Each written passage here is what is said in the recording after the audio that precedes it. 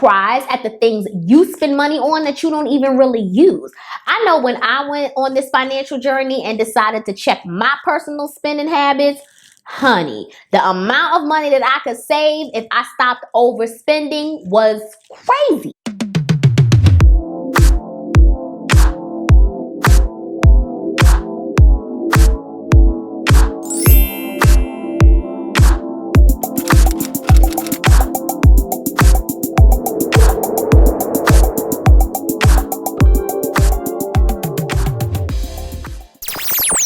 Hey, A-listers, it's your girl Arlisa-Renee and welcome back to my channel for another video. But before we get started, I just need you to do me one little itty bitty favor.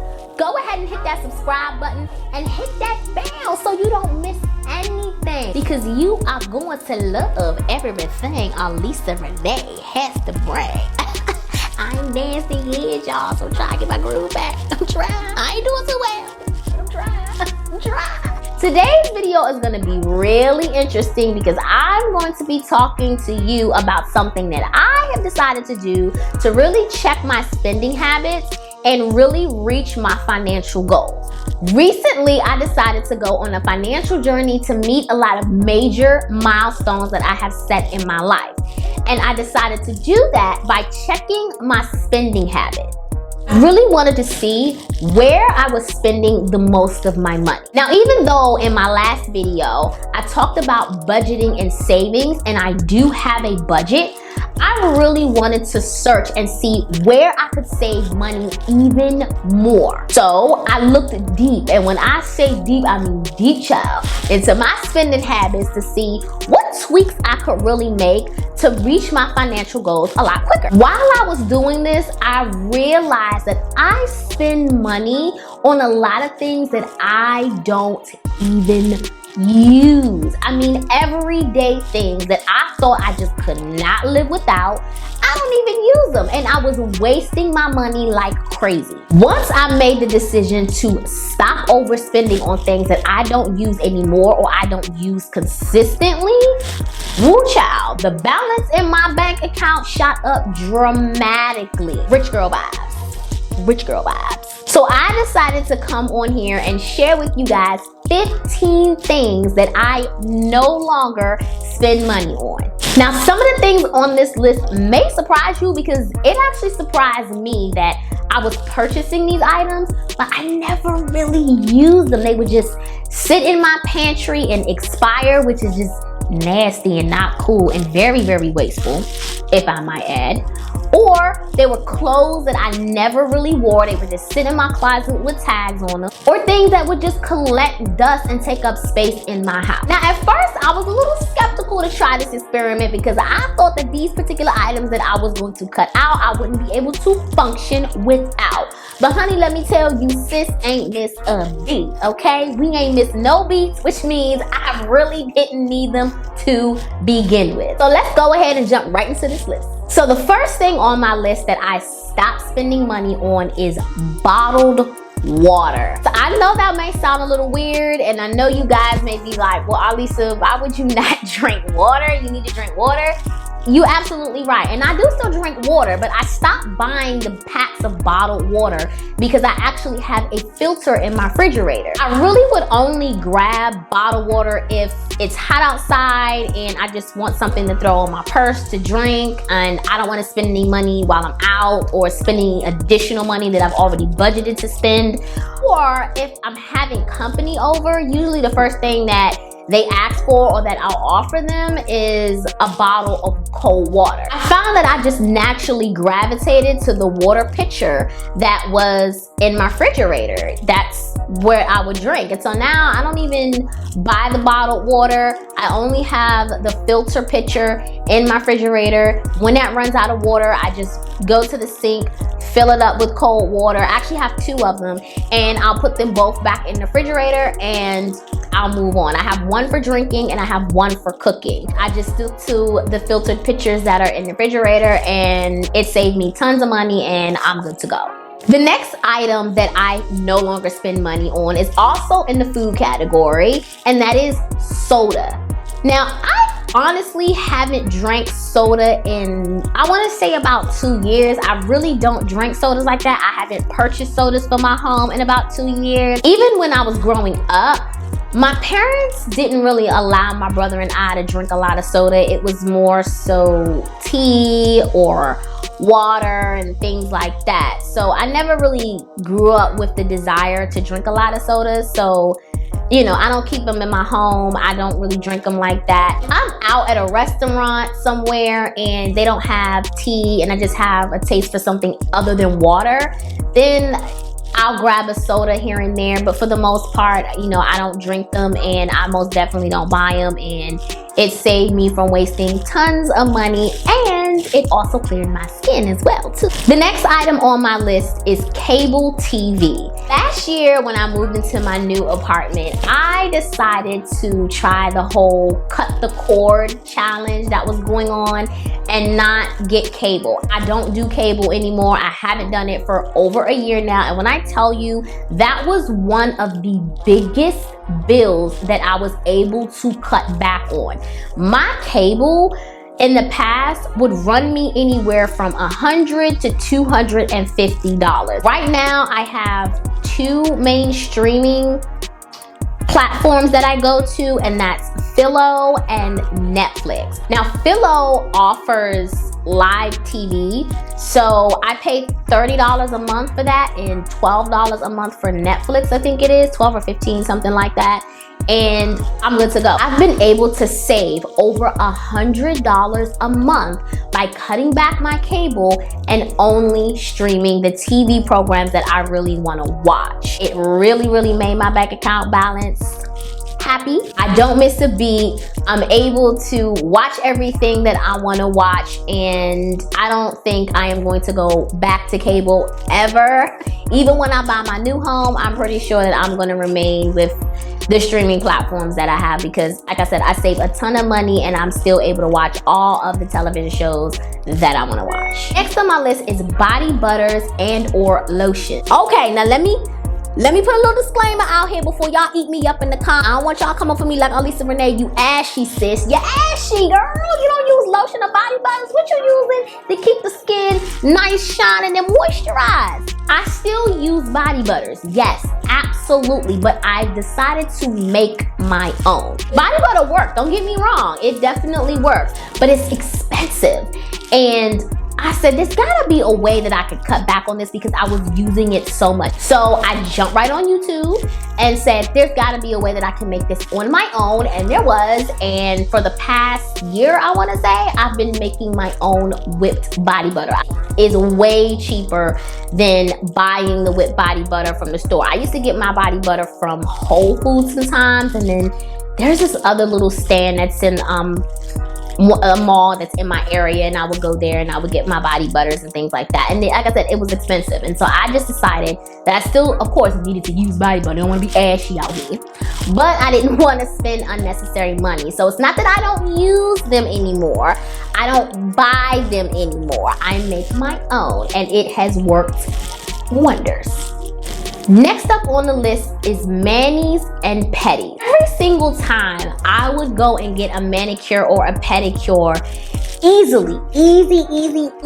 would run me anywhere between $100 to $200. And if you were like me, getting your manis and your pedis, or your pedis and your fill-ins every 2 weeks, if you cap out at $200, you're looking at $400 a month just to get your nails and your toes done. My pedis, and I decided to do them at home.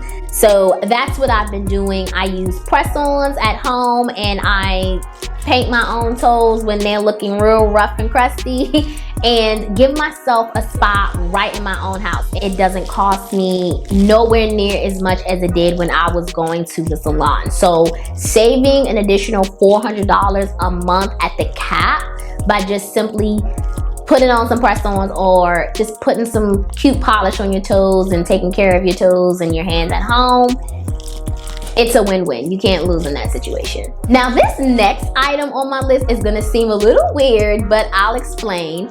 I no longer buy sugar. Yes, I don't buy sugar. Every time I see my esthetician, she is very, very clear about checking my diet to control my acne. And there were two main things that she was adamant had to be cut out of my diet, and that was dairy and sugar. At first I was a little weary, like sugar, like how am I make Kool-Aid? But when I went to my pantry to actually take out the sugar to kind of give away, I don't like just throwing away food, so I usually donate food if I can. I had three, I kid you not, 3 unopened bags of sugar. Okay, well clearly you're not really using it like you think you are, right? So what is gonna be the harm in just completely not buying it at all? So my substitute for sugar has been monk fruit. It tastes the same, it's sweet, if not sweeter, and a little bit of it goes a very long way. Not to mention it is extremely healthy for you. So it wasn't a huge transition to go from sugar to monk fruit because like I said, it was just kind of sitting in my pantry anyway.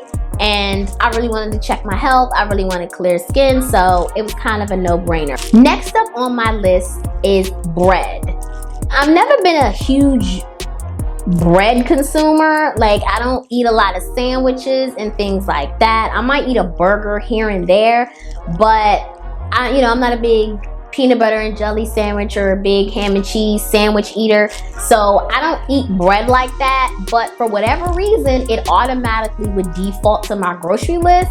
I did grow up eating a lot of bread. My mom always had wheat bread in the home, so I guess I just figured as an adult, hey, it's like the standard things like eggs, milk, bread. But I never really ate it, and again, I don't like to be wasteful, so when I would see that I had half a loaf of bread just sitting there reaching its expiration date, I would kind of force myself to eat as much of it as I could. Like, that's when I would eat a sandwich or make French toast or something like that. So I just decided to stop buying it because I wasn't eating it. It was a waste of money, and I really wanted to cut back on my grocery list to save as much money as I possibly could. So that was actually an easy one to cut out because like I said, I wasn't really eating it that much anyway. Number 8 on this list is candles. When I tell you I was a candle hoarder, I still am, honestly.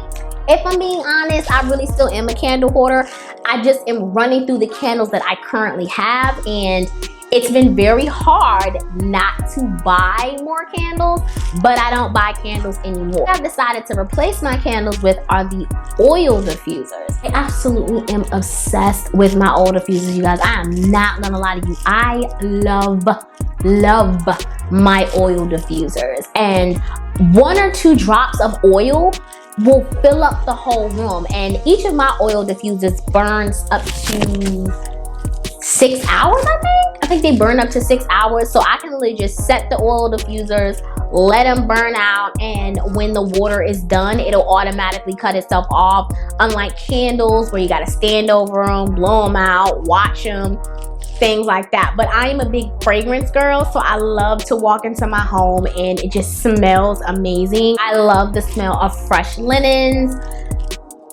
I love the smell of a freshly cleaned bathroom, a freshly cleaned kitchen. Like, I just love clean, relaxing scents that kind of move through my home. And so I didn't want to cut that out, but I wanted to find a more cost-effective way to still fulfill that need or that zen for me. And so that's why I decided to cut out candles and move to oil diffusers. Like I said, the oil in them goes a very, very long way, so they don't burn as quickly as candles burn. I'm still a candle girl, I really am, but I'm just more cost effective with the way I get my fragrances and my scents. Next up on my list is going to the hair salon. If I thought my cable bill was huge, going to the hair salon, that bill was even bigger, honey. Okay, let me tell you. When I go get my hair done, when I used to go get my hair done, I am a wig weave extension girl through and through. So if I didn't have braids in my hair, then I was either getting a full sew-in or I was getting a wig put in. Now, the thing about those hairstyles, the weaves, the braids, and the wigs, is they are expensive in two different areas. So for all of my extension wearers, you guys know that you pay one price for the hair and then you pay another price to the stylist to have it installed. Between those two combined, you could run up to easily $1,000 to get your hair done. So going to the salon could really add up. I already knew how to braid hair, so I stopped going to the braiding salons and just started braiding my own hair. And then again, jump right on YouTube and taught myself how to make my own wigs, how to sew in my own tracks, how to install my own wig, how to customize my own frontal. YouTube will tell you how to do it all, and so that's what I decided to do. I have not sat in a stylish chair to get my hair done in almost 2 years. If you can imagine the amount of money that I have been able to save by doing my own hair, it would blow you away, I promise. Next item up on my list is makeup. You guys, I used to have bins and bins and bins of makeup. I used to work at Sephora. And when I was working at Sephora, we used to get like these little bags of makeup. I cannot for the life of me remember what they're called, but we would get like almost like employee perk bags type of thing. The thing with this is we would get so much of it. I had makeup everywhere, just tons and tons of makeup, and I wasn't using all of it. And one day I decided to go through it all and clean it all out, give it away, throw away what was expired. And I realized that I was buying the same thing over and over and over again. I do not hoard makeup. I do not buy a ton of it at all. I have one dresser, like 2 or 3 drawers of makeup, and that's as far as that go, and it has saved me buku-hoo's amount of money. The next thing that I decided not to spend my money on is bulk shopping. Now, when I mean bulk shopping, I'm not referring to like bulk food shopping. When I say bulk shopping, I usually mean like with clothes. When I would shop for clothes, I would shop in massive quantities. I am a shopaholic. I love clothes. I'm even more obsessed with shoes. So if I saw it and it fit and I could afford it, I was buying it. And I would just have clothes on top of clothes on top of clothes, just like makeup, just sitting around, just taking up space. I mean, tags were still on things, and I'm like, Arlisa, this is ridiculous. And it ended up being a waste of money, a serious waste of money, because all I would do was throw it in a bag, send it off to Goodwill, and somebody else will be fly in something that I had never even worn. I decided not to do that anymore. What I do now is I buy sporadically, and I buy what I need. Spending money just to be spending money at that point, and not only for me was it irresponsible, but it wasn't helping me reach my goals. So I had to seriously check myself, seriously check my spending habits, and only buy what I need. Next up is fabric softener. Simple and sweet to the point. I never really used it, and even when I did, it didn't make the fabrics in my clothes extra soft. It was a no, it was a miss, it was a waste of money, period. I threw that off my list so quick, y'all. It was ridiculous. Like, why am I buying this? Next on the list is home decor. I lived in home goods. Like, that was another, I love home goods. I would just randomly just go and just shop and just have a ball and be like, oh, this cute, that's cute, this cute, that's cute. Waste of money. And I just had to stop doing it. I had to ban myself from home goods and from the Target's home goods section, and just occupy my time with something else. Make a YouTube video about not shopping at home goods. There you go. Is sweets or candy. I am a sucker for 2 major things: a Krispy Kreme donut and a good carrot cake. It wasn't healthy for me, and I was putting on a lot of weight. So I decided that I was gonna cut that back. I only eat one or the other once a month. Me money saves my hips from spreading and kind of keep my waistline a little small, just a little bit. Okay. Last but not least, my number 15 on this list is subscription boxes. Something that I had to really sit back and say, Arlisa, you don't really need this stuff. Like, you just don't. By the time I looked up, I could sometimes be well over $100 a month in just simple subscription boxes. Like, why? Like, why, sis? Why? Were a waste of money, and it was not something that I absolutely needed. Okay, A-listers, so that's it for this video today of the 15 things that I stopped spending my hard-earned coins on, okay? So maybe some of the things that I have on my list, you might actually have on yours as well. Take it from me, I promise you, if you think you can't live without them, you most definitely can. Let me know, what are some things that you yourself could actually cut back in your personal spending to save a little bit of money and reach your financial goals? So I know you might not have 15, you might not even have 10. So let me know in the comments, what are your 5 things that you believe you could actually cut from your list to help you save money and reach your financial goals and catch you a little bit of this rich girl vibes. You hear what I'm saying? Thank you so much for joining me. Do not forget to let me know what your 5 things are that you believe you can cut back out of your spending habit to save money and to reach your financial goals. Don't forget to like, subscribe. And as always, stay cute, stay fly, but most importantly, my queens, stay blessed. Bye. Mwah.